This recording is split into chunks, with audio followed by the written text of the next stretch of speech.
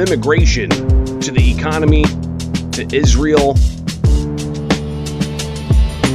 We heard a little bit about what Vice President Kamala Harris wants to do if she is elected president, while you've got the Trump campaign blasting the vice president for not doing these things while she's currently in office. So let's get right on into it. Illinois in Focus Daily from Chicago, on the road all week for the Democratic National Convention in the Windy City. Be sure to like, subscribe, hit that notification bell, and join us each and every weekday morning as we break down things happening in the land of Lincoln with Illinois in Focus Daily. Follow me anywhere. Just search Bishop on Air on X, Facebook, and beyond. But of course, get to thecentersquare.com, get the daily newsletter, get to America's Talking Network, and on YouTube, get all the videos that we bring you each and every weekday morning and all the news clips.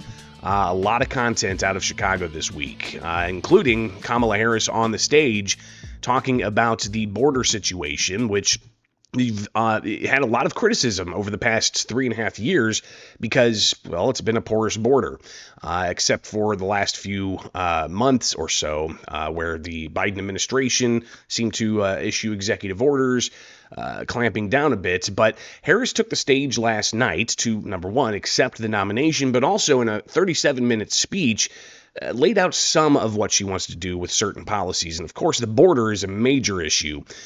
You've got millions of people coming across the border during the Biden-Harris administration, and the handling of it being criticized roundly, especially by Republicans in border communities.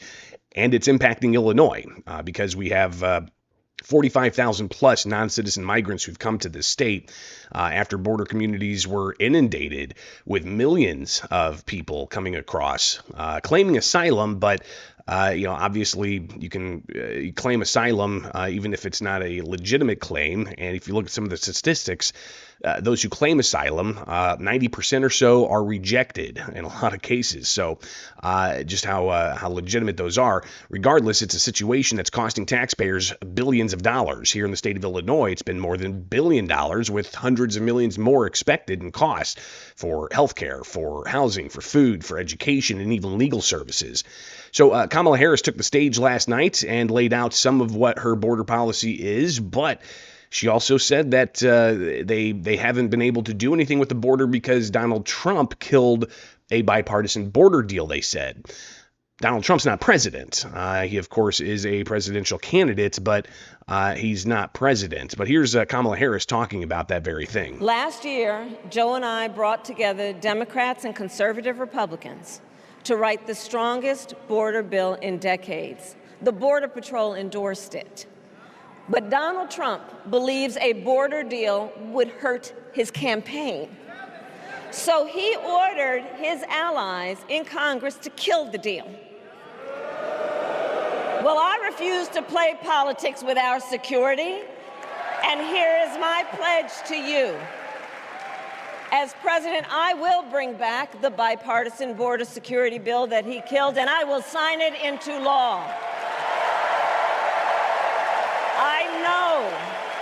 I know we can live up to our proud heritage as a nation of immigrants and reform our broken immigration system.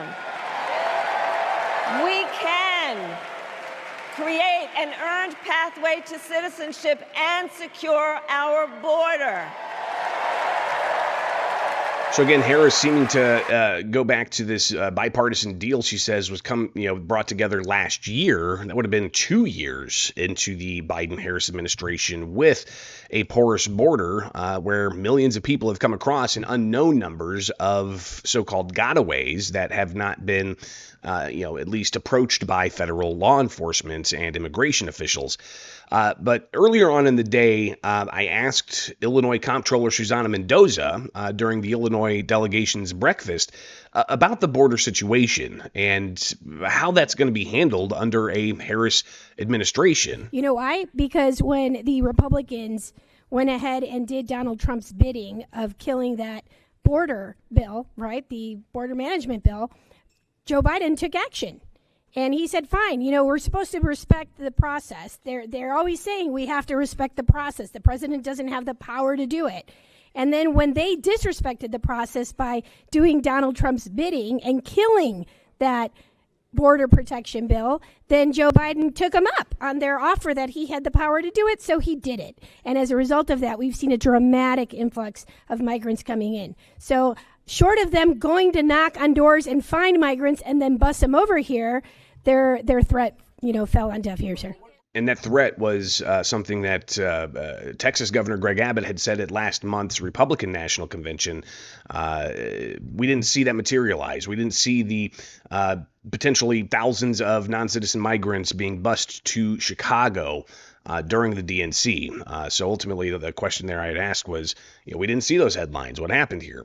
But I asked her also to respond to those who are frustrated about people who are here already as non-citizen migrants getting taxpayer subsidies, and minority communities in Chicago and elsewhere upset that they feel their communities and their children and their schools and their education and their resources are being given to non-citizen migrants. Yeah, I would say vote Democrat. Vote Democrat, because we're taking care of business. I mean, it wasn't the Republicans who delivered the less influx of migrants coming in. That was Joe Biden. And if we win control, here's the thing, too, that I've said this many times as controller. I'm not happy about spending a ton of money on a migrant issue that I believe is a responsibility of the federal government to pay for, right? So if they're going to allow people into this country, which we welcome that and they welcome them, then help the states that they're sending them to be able to afford that care. We want to provide responsible, really conscientious, humane care to our immigrants or refugees that are coming in. But it's also unfair to just saddle the states with those debts. The reason why they can't just give immediate permits to everybody, which is the obvious thing to do here, if you're going to allow them to come in, you process them, you give them a worker's permit and let them earn and provide money to the tax base instead of taking from it. The reason we can't do that is because it has to be passed congressionally. This is why we have to elect Democrats, because we know what the solution is. We just need the power in both chambers and the presidency to get it done. So you want to fix this issue? Vote Democrat. Well, it sounds, though, as if the Democrats, including something that Harris said on the stage last night, an amnesty for those who are here, some kind of, quote, pathway towards citizenship. While on the opposite side, you've got Donald Trump promising to do mass deportation. I connected with Democratic State Representative Marcus Evans earlier in the day yesterday and asked him about the ongoing crisis and how he hears his constituents reacting to the non-citizen migrants in his city. Yeah, I think when you say frustration, I think it's a lack of understanding of what's going on. I mean, let's go back in history. We had something called the black migration, correct? You go before that, we had our ethnic brothers and sisters, particularly Italian, particularly Irish. So getting an influx of new folks is not a new thing in America. I don't know what's going on with folks, but I think that we have to have a good way in government to manage that. The issue is when the costs exceed the care, okay? So we have to take care of people. We need a plan. So I think the city of Chicago has to continue to refine their plan, and I think the state government, federal government has to support these cities. People are coming. They're coming.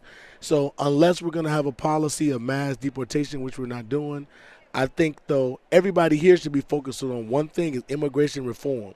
We have to have a better way of taking folks from outside of our country and matriculating them into the United States, or not. But we have to have a clear plan.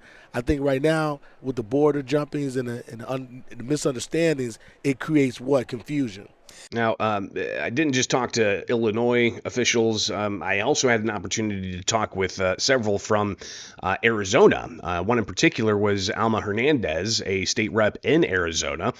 We talked about, how Illinois is not a border state, but we're being impacted by the border. How should this situation be handled from the perspective of a border state like Arizona? Border state, but we've been on the receiving side of 45,000 plus non-citizen migrants.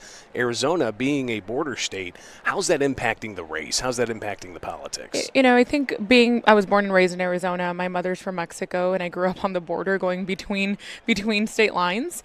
For us, it's, the issue is not so much about who or who is documented and who's not in our community, because our immigrant community contributes a lot to our economy in Arizona, not only in Arizona but around the country.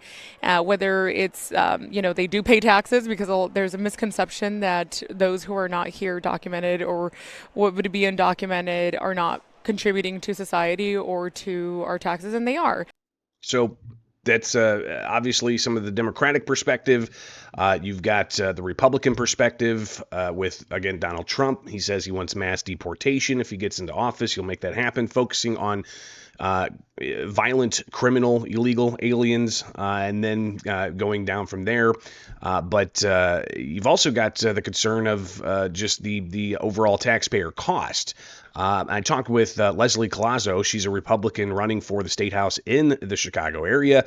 Earlier this week, we chatted, and she said that she's hearing from constituents nothing but frustration. They feel betrayed because they feel that a lot of the resources that could have come to them as American citizens are now being allocated to kids and families that have crossed at the southern border and were sent here to our sanctuary city and given access and seats to schools. So they feel really betrayed by that, and they're speaking up and they're super frustrated. So those are the conversations that I'm having with people in my district.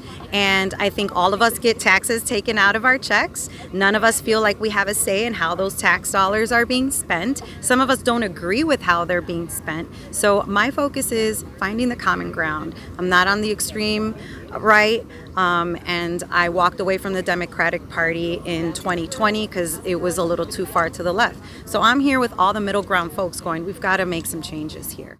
And again, Leslie Collazo, a Republican running for the Illinois State House outside of the DNC earlier this week. But some of the other issues that Kamala Harris did touch on, I'm not sure if we got a deep dive into it on the stage from last night, only 37 minutes long for a speech, but she did touch on the economy and hinted at some of the things that she wants to do. Here's some of what she had to say. That's why we will create what I call an opportunity economy where everyone has the chance to compete and a chance to succeed. Whether you live in a rural area, small town, or big city. And as president, I will bring together labor and workers and small business owners and entrepreneurs and American companies to create jobs, to grow our economy, and to lower the cost of everyday needs like health care and housing and groceries. We will provide access to capital for small business owners and entrepreneurs and founders. And we will end America's housing shortage and protect Social Security and Medicare. So you've already seen some of the criticism of Harris, and she's in office right now. She's the vice president. And Donald Trump has been quick to say, why can't you do this now? Day one was 3.5 years ago for the Biden-Harris administration. So I think you'll hear that criticism sustained.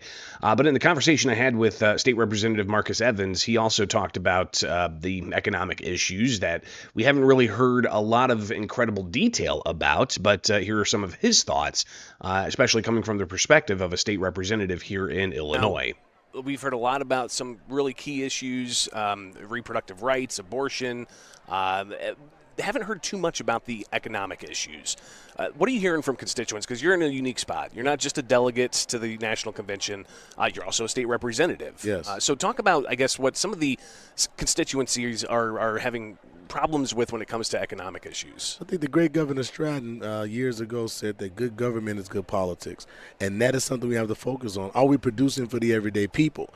And I think sometimes previous administrations have focused on businesses only or the very rich, or hopefully that the trickle-down economics will come. We have to target things that help the everyday people. We got to make sure folks have enough money when they go to work. We got to make sure businesses are sustained. And I think the Democrats are talking about more than that. It's just that those things have advocacy groups that are talking. But if you go to any Democratic agenda and focus. We're talking about economics. We don't want people taxed out of their businesses, because a lot of small businesses are LLCs, sole proprietorships, and they deal in their personal taxes. We don't want people overtaxed. We want people properly taxed. We don't want a lot of homelessness, right? Because they stand outside of businesses, right? We want people to have somewhere to go to be stabilized so they can participate in the economy. So I think we're saying the same things, but sometimes people try to take the little pieces there to create confusion. Many of the things on our platform is about businesses, stabilizing businesses, giving them what? Customers, and sustain customers. And if you don't have any money, it's going to be hard to support a local business. So again, just some of the conversation happening here at the Democratic National Convention in Chicago as we wrap up our weeks of coverage here, and we've got weeks to go before we head into the November general election. I'm Greg Bishop. It is Illinois in Focus Daily. Like, subscribe, hit that notification bell each and every weekday morning. So much more to unpack. We'll be back at it with you Monday morning, back live at the regular studio. So we'll obviously look at a lot of what we've covered and looking forward, what to expect over the next 70 days. Big day today. You've got Donald Trump holding a rally with a, quote, special guest, with the rumor circulating that the independent candidate, Robert Kennedy Jr., is going to drop out and endorse Donald Trump. Again, that's a rumor. We'll see if that is true today. So be obviously something we review tomorrow and talk more about what's going on here with Illinois in Focus Daily. All right, like, subscribe, hit that notification bell. We'll see you back here Monday morning, each and every weekday morning. America's Talking Network with the Center Square. I'm Greg Bishop. Have a great day, and we'll see you next week.